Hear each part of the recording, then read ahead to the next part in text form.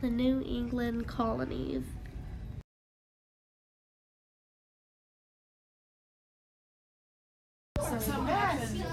The Mid-Atlantic colonies have grain and livestock for us, and the southern colonies have cotton and indigo and rice for us to use and eat.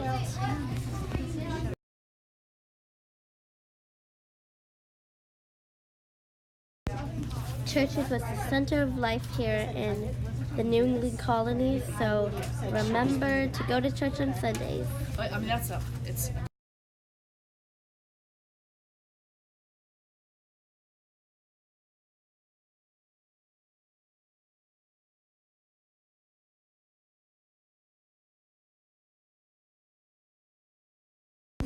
We have jagged coastlines and rocky waves and rocky and rough soil.